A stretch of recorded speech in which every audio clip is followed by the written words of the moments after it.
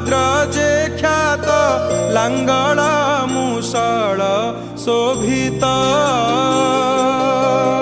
आहे रेवती पति शिरे करुचि नति